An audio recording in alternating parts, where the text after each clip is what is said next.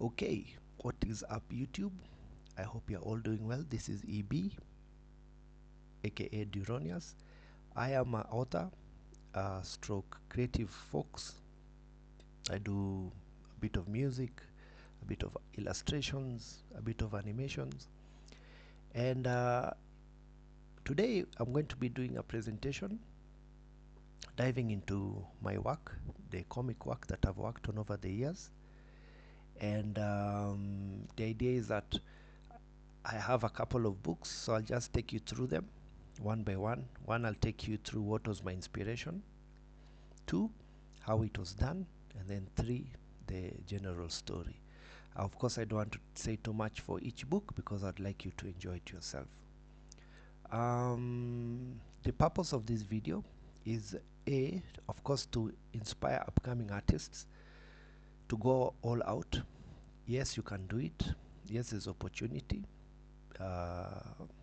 Just have to practice hard.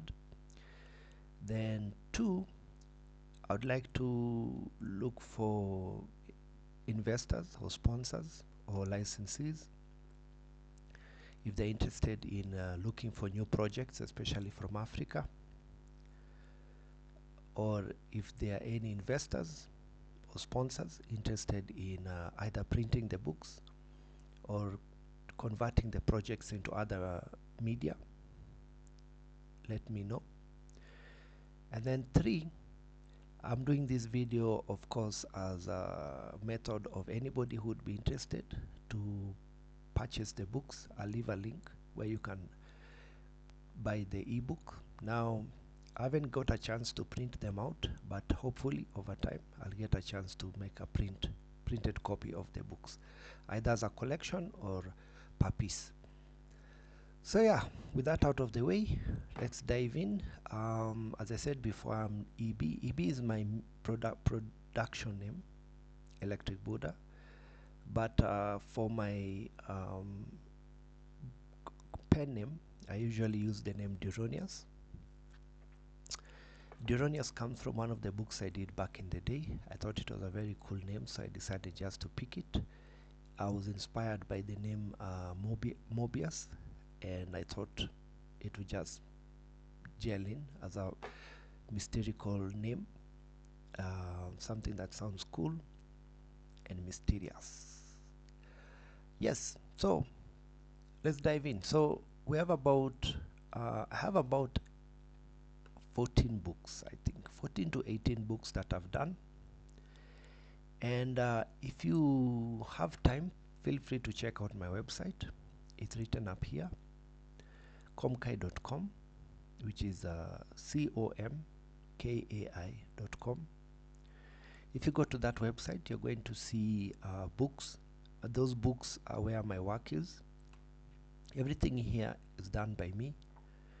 That includes the books, the games, the music, and the animations. Sorry, where did that come from?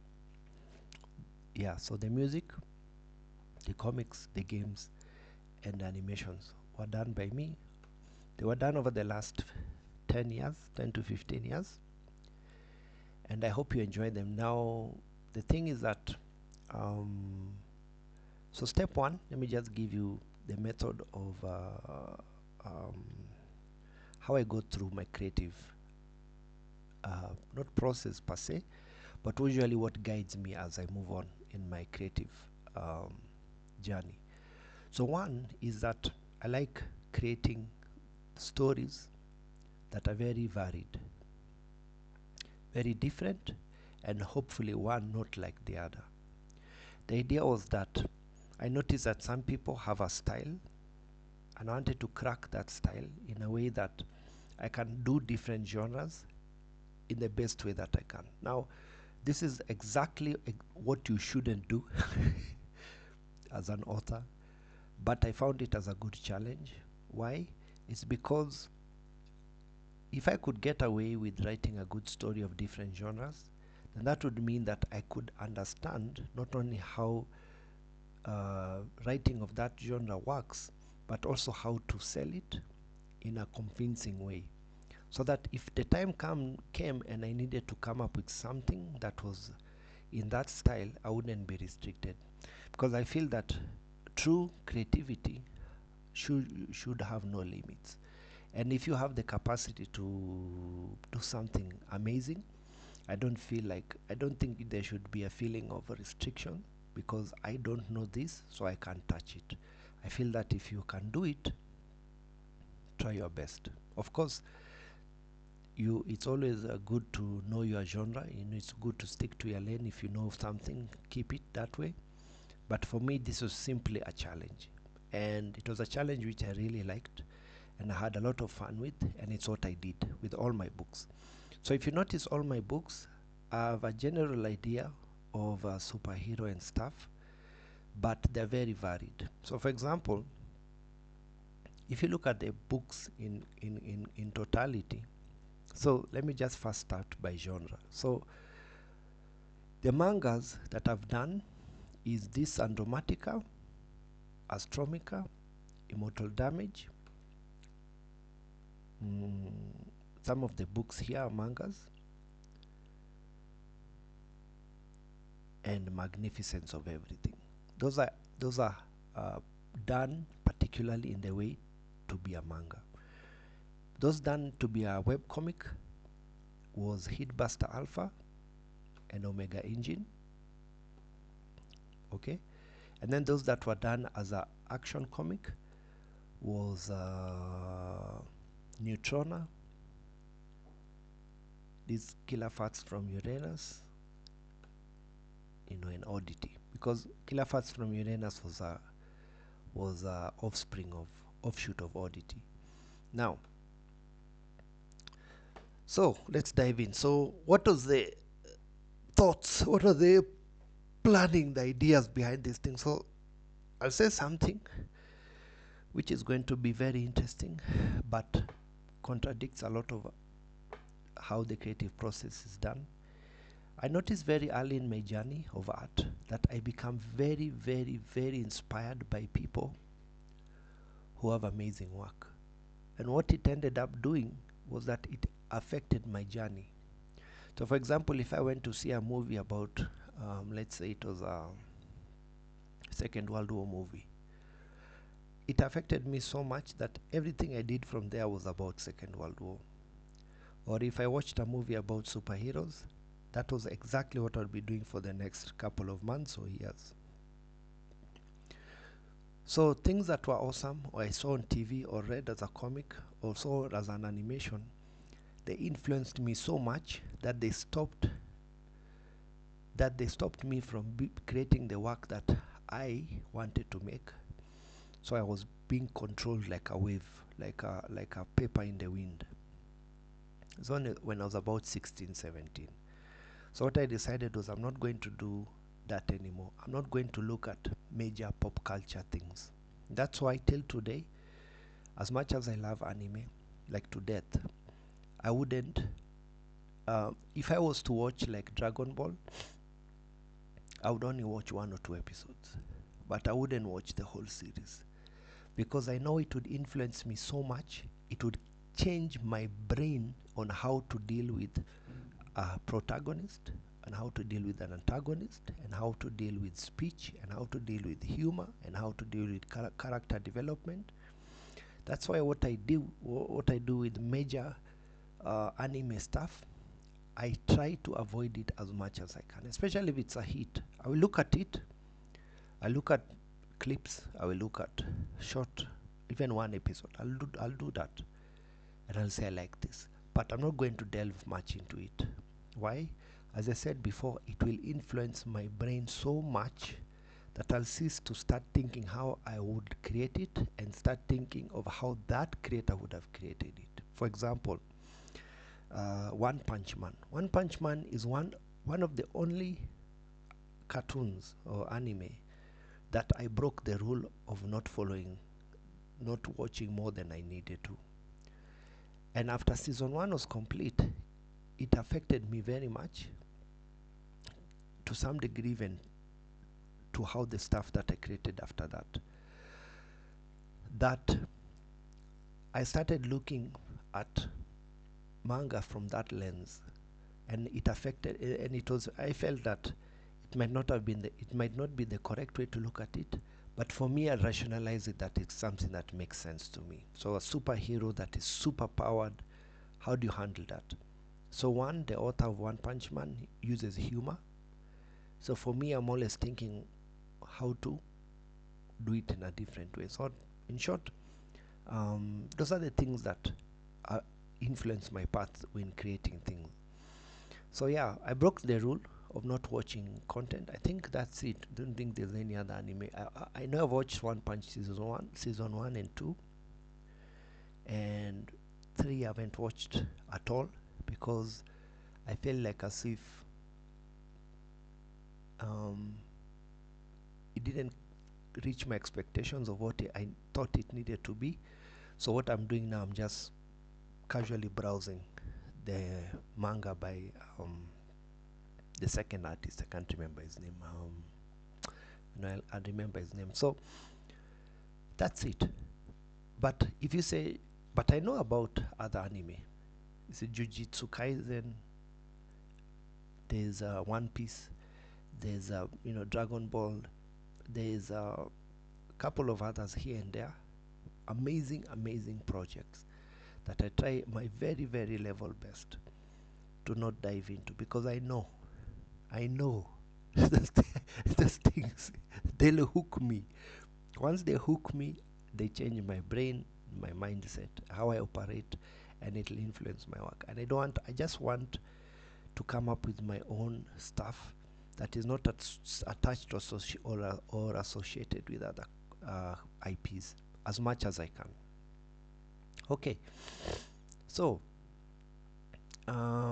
yes, I was saying on my books, those are the ones which are available. So now let's dive into book number one, Andromatica. So if so the idea of my content was variety. This one was dealing with sci-fi, and with every book that I create or every work that I try to create something that is usually thought provoking. I think that's the right word. I try to think about something thought provoking because just generally in my free time I have a lot of ideas about the future, how humanity will go into what I think will happen to humanity in the future, especially with the way we are going. And usually those thoughts end up being concepts or ideas for my work. So about 10 years ago, I was thinking that what would happen is that in the future, in the future, the way the social landscape is changing, especially the way that time when I was doing this, there was something called men going their own way, and I laughed at that because of how they were finding it difficult to handle relationships, and the way they were saying that the ladies have changed. So I looked at that and I thought, if you look at their challenges and I did the research on it, and you'll find that many of them have this. Everybody has expectations, but I was thinking, like, if you guys have watched this book by Arnold, not book, but it was a movie starring Arnold Schwarzenegger. It was called, what was it called? Total Recall. There's a section there where you can design your own woman or your own female, your own partner. And I thought that was amazing or interesting, because what if you could because if you could do that and get away with it, then what happens to normal chicks, to normal women? What happens to them? Do they expire? Do they vanish? Or do they retaliate? So that's exactly what happened in this book. This was the idea or concept behind it. If we find that we cannot stay together, if normal men cannot stay with normal women, or majority of them can't because of X, Y, and Z reasons, And men have money and power to create their own versions of women that they want. Then what happens to their women? So this is, you know, hundreds and thousands of years into the future. So in my book, there's a war, and it's a massive war between now this what you call Andromaticas and normal women, because now it wasn't an issue, now it's an issue. So it's really interesting. So the main character is was an assassin, and then what ends up happening is that something happens and she changes her life. It's like a android getting born again. It's an idea which I'll use again in another story which I'm working on. Basically, it's like where uh, uh, um,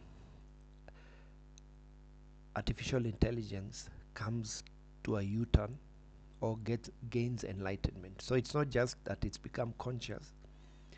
We are conscious. Human beings are conscious. But what happens when an AI becomes conscious and then opens its third eye?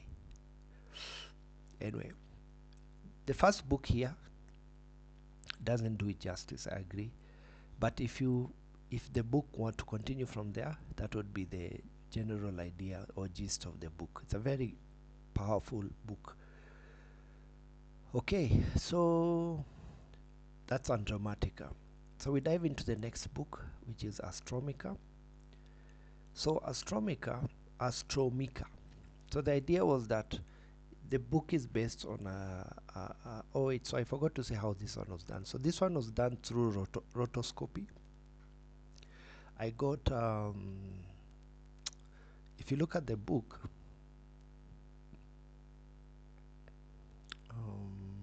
where is the book?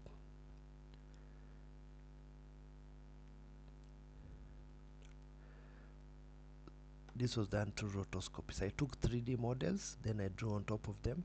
This was just directly. I didn't rotoscope this one. So images like this one, these ones were renders. There's something called a vendor bot, and it's called a vendor, something like that, vendor bot. But basically, it creates very complex 3D structures.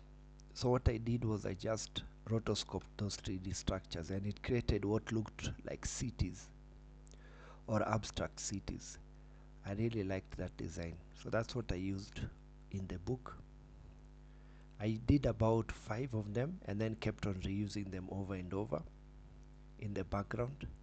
I thought it was really cool. Yeah, so these 3D models, and then I rotoscoped.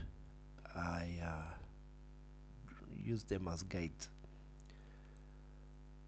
I think what I'll do, I'll stop the video there for this session, and I'll dive into the next video with Astromica so that I can have at least I can go into detail with each book. So thank you guys for listening.